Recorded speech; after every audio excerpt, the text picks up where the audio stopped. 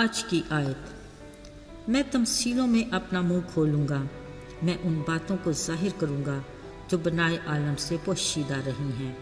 متی 13 باب 35ویں آیت۔ عزیزو، رشتوں میں سب سے سندر رشتہ استاد شاگرد کا ہوتا ہے، اگرچہ یہ خون کا رشتہ نہیں بھی ہوتا مگر اس سے کہیں زیادہ اہمیت کا حامل ہے۔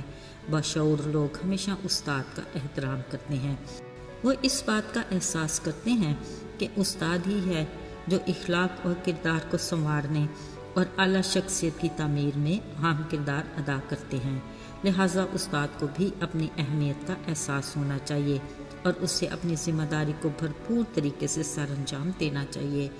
یاد رہے، خدا کی طرف سے دی ہر ذمہ داری کا حساب ضرور ہوگا، جس میں درس و تدریس کا شعبہ بھی انتہائی حساس ہے، کیونکہ استاد کا رویہ اور سلوک ہی ایک معصوم بچے کو کامیاب بناتا یا پھر ناکامی اور مایوسی کے اندھیرے میں دھکیل دیتا ہے۔ یاد رہے، اسی سے قوم تعمیر و ترقی یا پھر تنزلی کے راستے پر گامزن ہوتی ہیں۔ عزیزو، زندگی کا کوئی بھی پہلو ہو، بہترین نمونہ اور اعلیٰ مثال فقط ایک ہی ذات ہے، اور وہ ذات ہے یسوع مسیح، اور زندگی کے انجانے راستوں میں رہنمائی کے لیے صرف خدا کا کلام ہی مشعل راہ ہے۔ باحثیت استاد وہی لاسانی ہے۔ سوچنے کی بات یہ ہے کہ لوگ گھنٹوں اس کی باتیں سنتے اکتاہٹ کا شکار نہیں ہوتے تھے۔ وہ اپنے آس پاس چیزوں کی مثالیں دے کر آسمانی بادشاہت کے بڑے بھیدوں کو آسانی سے انہیں سمجھا دیتے تھے۔ آج بھی وہ ایک بیج بونے والے کی تمثیل سنا رہے تھے، جس کو سب بڑے دھیان اور خاموشی سے سن رہے تھے۔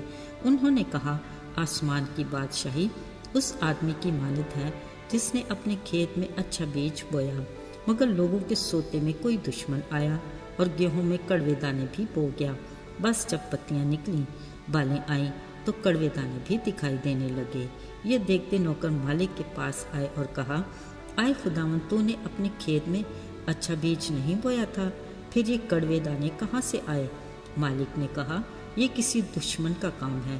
نوکروں نے مالک سے کہا، ہاں، اگر تو چاہے تو ہم کھیت میں سے کڑوے دانے جمع کر لیں۔ مالک نے کہا، نہیں، ایسا نہ ہو کہ کڑوے دانے کے ساتھ تم گیہوں بھی اکھاڑ لو، دونوں کو اکٹھا بڑھنے دو۔ کٹائی کے وقت کاٹنے والوں سے کہہ دوں گا کہ پہلے کڑوے دانے جمع کر کے گٹھے باندھ لو تاکہ یہ جلانے کے کام آ جائیں، اور گیہوں کو میرے کھتے میں جمع کرو۔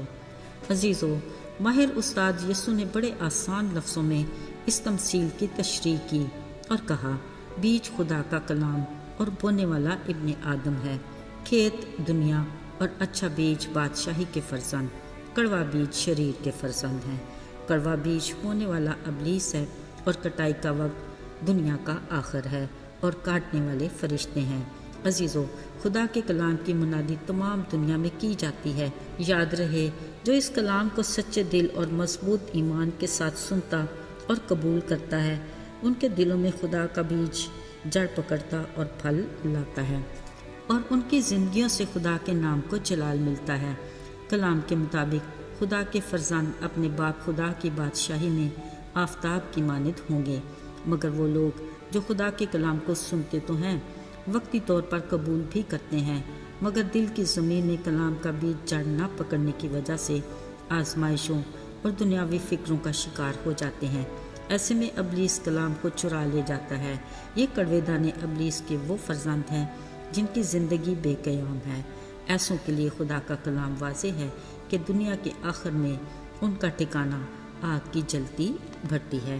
عزیزو، زندہ خدا کا کلام ایک شفاف آئینے کی مانند ہے جو ہمارے ظاہری اور باطن کی حالت سے آگاہ کرتا ہے، ایک مستند رہنمائی جو درست راستوں سے آگاہ کرتا ہے، ہمارے قدموں کے لیے چراغ اور روشنی کی مانند جو ہمیں خطروں سے بچاتا ہے۔